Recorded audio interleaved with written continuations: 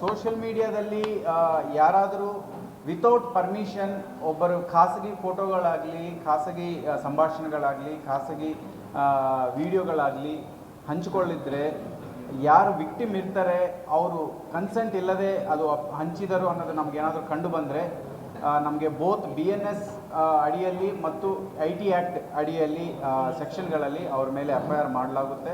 ಅವ್ರ ಮೇಲೆ ತುಂಬ ಗಂಭೀರ ಕ್ರಮ ತಗೊಳ್ಳಲಾಗುತ್ತೆ.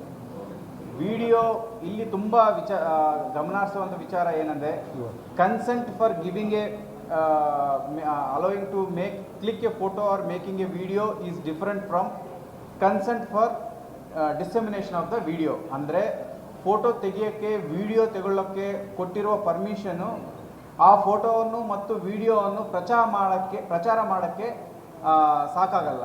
ಪ್ರಚಾರ ಮಾಡಬೇಕಂದ್ರೂ ಎಕ್ಸ್ಪ್ರೆಸ್ ಆಗಿ, ಅಂದರೆ ಮೌಖಿಕವಾಗಿ ಮತ್ತು ಅವ್ರು ಖುದ್ದಾಗಿ ಪ್ರಚಾರ ಮಾಡೋಕ್ಕೇನು ಪರ್ಮಿಷನ್ ಕೊಡಬೇಕಾಗುತ್ತೆ ವಿಕ್ಟಿಮ್ ಕನ್ಸರ್ನ್ ಪರ್ಸನ್. ಇದು ಬರೀ ಹೆಣ್ಣು ಒಬ್ಬರಿಗೆ ಅನ್ವಯಿಸಿಲ್ಲ, ಇವರು ಗಂಡು ಮಕ್ಕಳಿಗೂ ಸಹ ಅನ್ವಯಿಸುತ್ತೆ. ಯಾರಾದ್ರದ್ದು ಮೇಲ್ ಫೋಟೋಸ್ ಆದರೂ ಅವ್ರದ್ದು ಪರ್ಸನಲ್ ಇದ್ದಾಗ ಅವ್ರನ್ನು ಪರ್ಮಿಷನ್ ಇಲ್ಲದೆ ಯಾರಾದರೂ ಪಬ್ಲಿಷ್ ಮಾಡಿದರೆ ಅದನ್ನು ತುಂಬ ಗಂಭೀರವಾಗಿ ತಗೊಂಡು ಕನ್ಸರ್ನ್ಡ್ ಕಾನೂನುಗಳಲ್ಲಿ FIR ಮಾಡಲಾಗುತ್ತೆ.